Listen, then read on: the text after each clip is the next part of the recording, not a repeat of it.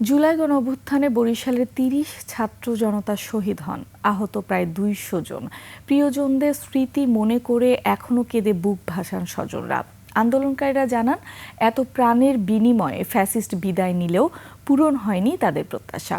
হতাহতের মামলাগুলোর অগ্রগতি না হওয়ায় হতাশ স্বজনরা। বরিশাল প্রতিনিধি সুখেন্দু এরবরের তথ্য ভিডিওতে আরও জানাচ্ছেন সমর ইসলাম।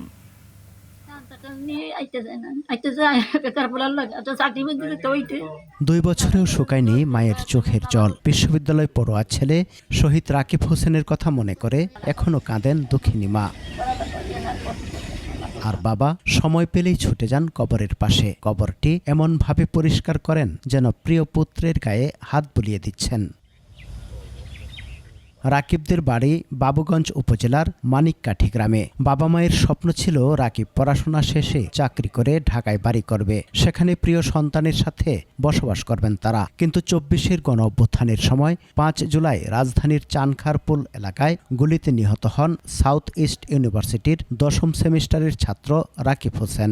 ওই যে দেখুন কাম কাজ করিয়ে পোলা বানাতে বাড়ি গাড়ি করছে, আশায় করে না সবকিছু, কিন্তু এই আশা আমার ভঙ্গ হয়ে যায়। ওরা ফেসবুকের মাধ্যমে জানতে পারে যে মারা গেছে। পরে আমার বাড়িতে কল দেওয়া হয়, তো বাড়ির সাথে যোগাযোগ করে। ওর ফ্রেন্ডরা আবার আমারে বলে যে এই অবস্থা ভাই, ও তো মেডিকেলে মারা গেছে, ওর নাই। ভাই একজন ভালো লোক ছিল, আর আমাকে ভাই মনে করেন যে এরকম চলে যাইব আমরা কখনো ভাবিই নাই।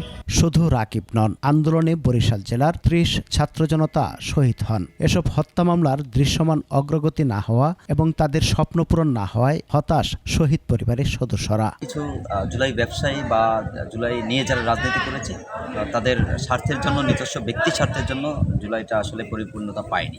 মামলার অগ্রগতি সম্পর্কে জানতে পুলিশের একাধিক দপ্তরে যোগাযোগ করেও বক্তব্য পাওয়া যায়নি। সমর ইসলাম, 21 টেলিভিশন।